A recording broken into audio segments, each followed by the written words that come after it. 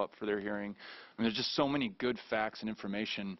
I think our challenge is, and maybe this would be my question, is how you recommend, because to a degree you're talking to the choir here. I mean, how we compel or make a compelling argument to our colleagues, including some Democrats, that what you're describing is the right thing to do. And I think about this.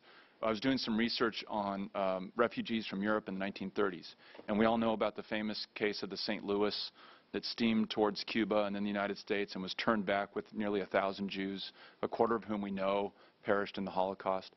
And there was a bill at the time offered by a senator from New York and a representative from Massachusetts that would have increased the quota for visas for Jewish children by 20,000, and it failed in committee. And there's not a member of Congress today who would not have voted for that had they been, back there at the time. I feel like we're going to be judged very similarly about what's happening. Your story about Esperanza, I mean, how could you not act and do the right thing when you know what's going on? So, any thoughts about how we talk about this in a way that's compelling to more than just those who either live on the border or progressive in their ideology or who get it?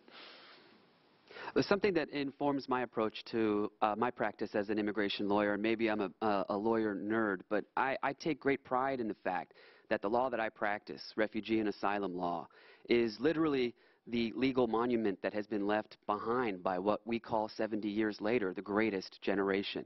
As I learned it in school, we went to World War II not just to protect our borders, not just to defend our interests, but to preserve our principles.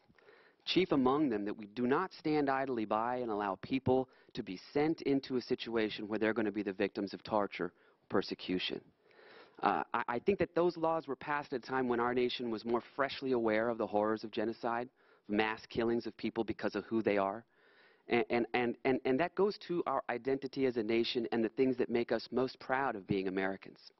And I just hope that as we consider changing our law, for the first time that I can even fathom in our history, changing a law in order to make it less protective of human rights, in order to reduce due process, restrict access to counsel. I literally cannot think of another example in our nation's history where we have decided as a nation to change our character just to exclude a group of vulnerable children from accessing the justice that we hold so dear. So I believe that we must remember, we must look in the mirror as a nation as to who we are and who we want to be. You know, as I say to people, it is expensive to be the beacon of hope. You know, do you know why it's so expensive to be the beacon of hope and liberty in the world? Because it is very much worth it. Great response.